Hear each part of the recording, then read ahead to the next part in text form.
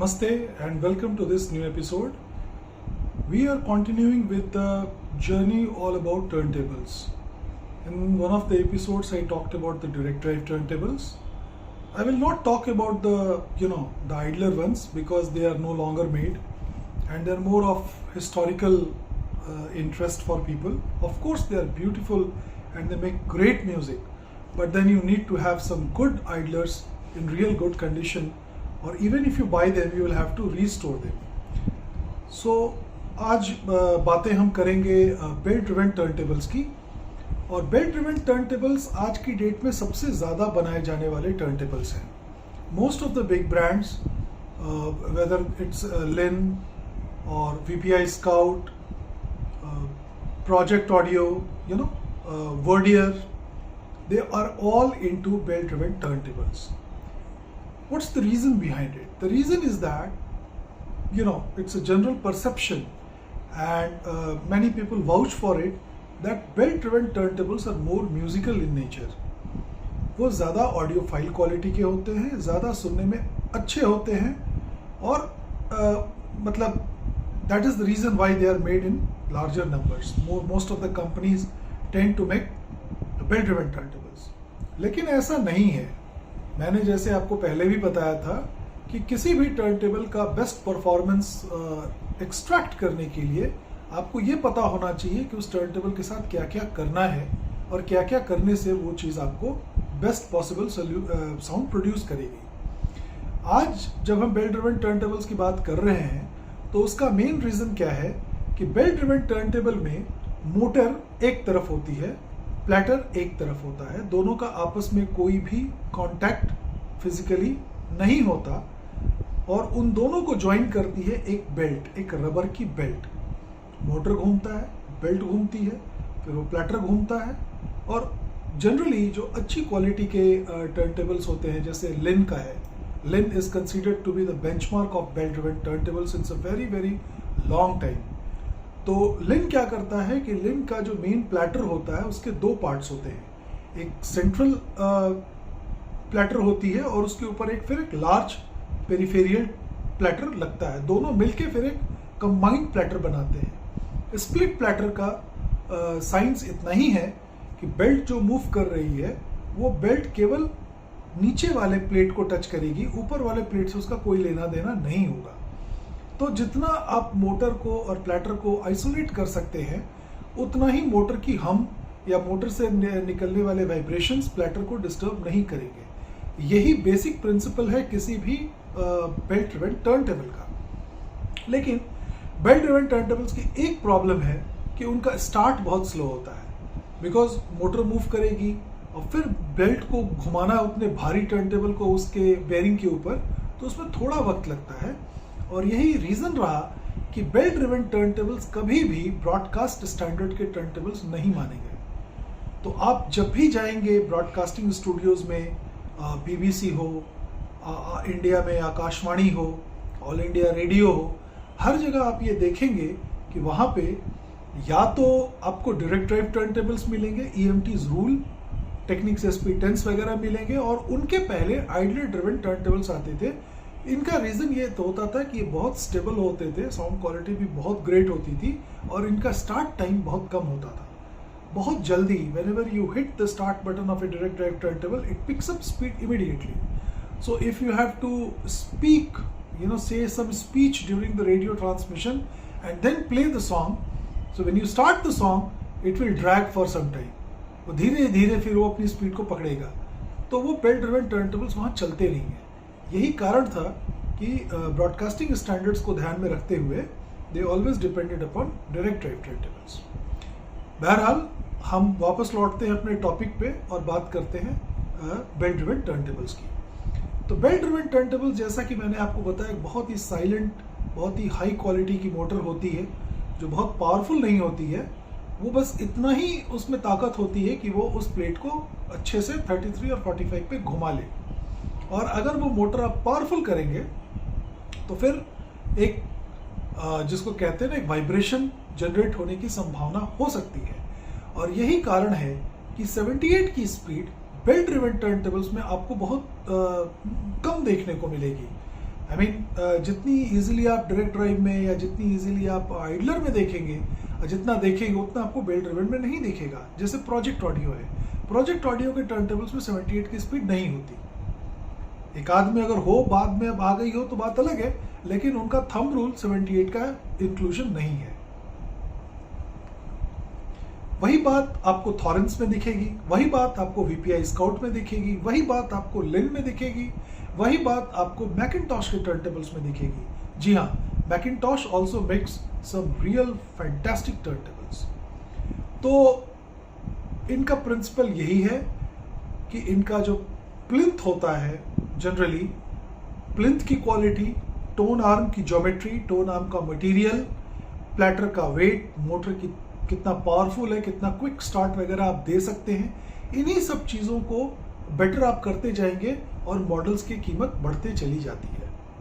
तो एक standard belt driven turntable कौन सा लेना चाहिए? मेरी समझ से प्रोजेक्ट आज की डेट में it's an Austria based company, Austria की कंपनी है और ये बहुत अच्छे टर्नटेबल्स बनाते हैं। दे मेक रियल गुड टर्नटेबल्स। इनके पास एंट्री लेवल से लेके टॉप ऑफ द लाइन एक बहुत बड़ी रेंज है, उसमें आप अपनी बजट के मुताबिक टर्नटेबल्स चुन सकते हैं। लेकिन अगर आप सेकेंड हैंड टर्नटेबल यूज करना चाहते हैं तो I will always suggest you to go for Linn Sondek के LP12 या लिन का लिन मैजिक, ये दो उनके बहुत चर्चित मॉडल्स हैं। लिन मैजिक आज भी आपको मिल जाएगा और लिन मैजिक का जो टर्नटेबल है नया मेरे ख्याल से कुछ 1 लाख रुपए का है, अभी उसकी बात हम करेंगे।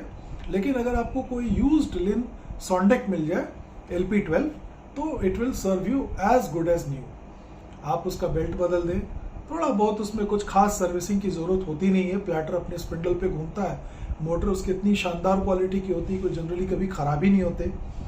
और टोन आर्म अगर आपको उसमें मिल जाए, उसकी एक अलग से पावर सप्लाई आती है वलहल्ला की पावर सप्लाई अगर आप उसमें लगा लें, इकॉस के उसके टोन आर्म्स आते हैं।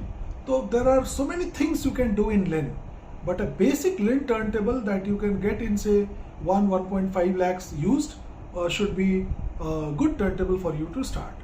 If you do not have that kind of budget, maybe you can look for Thorens TD 150, 160, 125.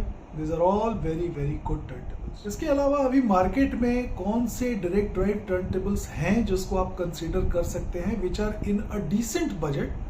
तो उसमें सबसे पहले मैं आपको बताना चाहूंगा कि एक टर्नटेबल है मोफी का, मोबाइल फिडेलिटी।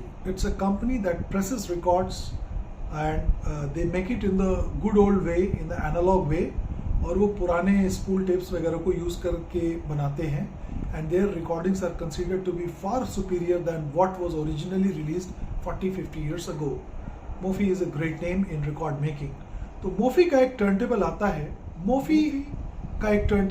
है, मोफी स्टूडियो डेक करके। It's a very simple looking turntable but it's a very good turntable और इसकी कीमत तकरीबन 1,35,000 रुपये है।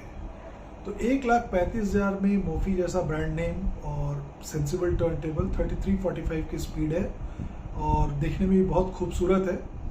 इसको अगर दूसरा एक जो टर्नटेबल मुझे अच्छा लगा वो एडवर्ड्स ऑडियो का एक बेल्ट ड्रिवन टर्नटेबल मैंने देखा। उसकी एक्रिलिक की प्लेटर है। Acrylic is a very good material and it produces great sound. तो इसकी कीमत तकरीबन 80,000 रुपये है और ये भी मेरे ख्याल से एक बहुत ही अच्छा टर्नटेबल है।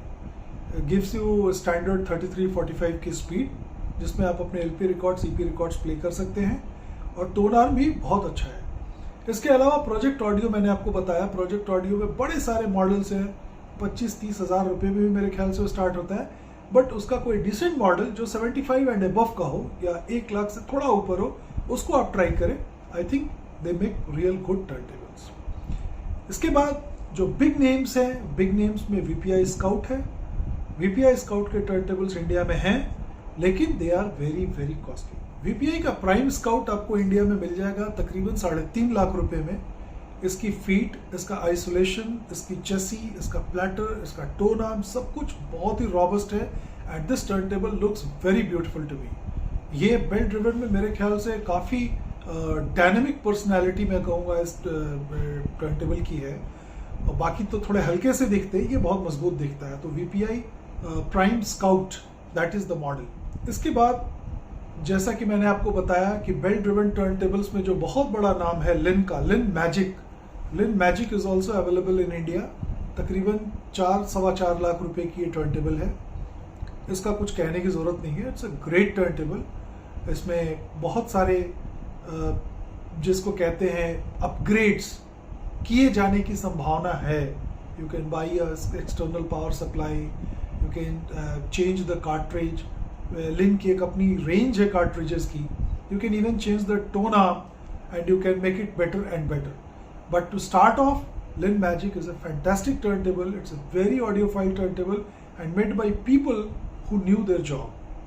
इसके बाद एक और टर्नटेबल मैं आपको बताना चाहूँगा जो मुझे बहुत पसंद है। इट्स अ ब्यूटीफुल टर्नटेबल और बिल्कुल देखने में आपको लगेगा जैसे कि एम्पलीफायर की तरह ही है, because McIntosh is known for making amplifiers. They are world wide famous for making amplifiers.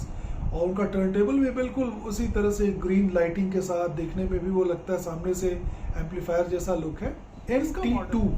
MT2 it's a very precision turntable, they call it very precision turntable. और 5.5 लाख रुपए की टर्नटेबल इंडिया में है with custom duty and everything. इसके और भी models हैं, MT5, MT10, you can go as far as you can. But the point of this entire discussion is that 1.5 lakh के बीच में एक decent belt drive turntable आप ले सकते हैं and it will produce beautiful music if you can set it properly.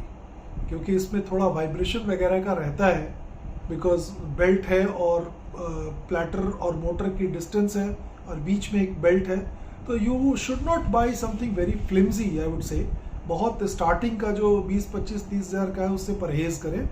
इससे better तो ये है कि आप बल्कि पुराना कोई अगर आपको थॉरेंस का TD 160 मिल जाए, 150 मिल जाए, 125 मिल जाए, ये सब बहुत अच्छे टर्नटेबल्स हैं। लिन मैंने आपको शुरू में ही रिकमेंड किया है। बट कोशिश ये कीजिए कि अगर आप पुराना भी ले रहे हैं तो 70, 75, 80 तक भी देना पड़े तो कोई बड़ी बात नहीं है।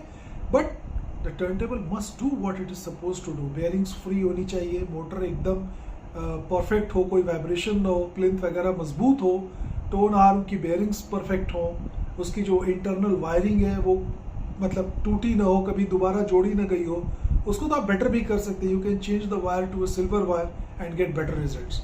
सो दीज आर 4-5 ऑप्शंस। एडवर्ड की टर्नटेबल भी मैंने आपको बताई, आपको मैंने प्रोजेक्ट ऑडियो के बताए। ये 2-3 ऐसे कंपनीज हैं जो अच्छे टर्नटेबल्स बनाते हैं। तो मेरा ख्याल है कि बेल्ट ड्रिवन टर्नटेबल्स की कहानी फिलहाल के लिए ख़त्म हो गई है।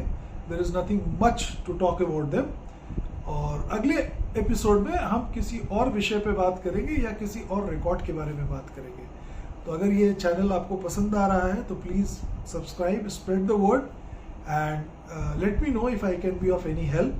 और you can call me on my number which I have shared in many videos. So here it is. और that's all for tonight. Let's catch up in the next video. Good night. Thank you.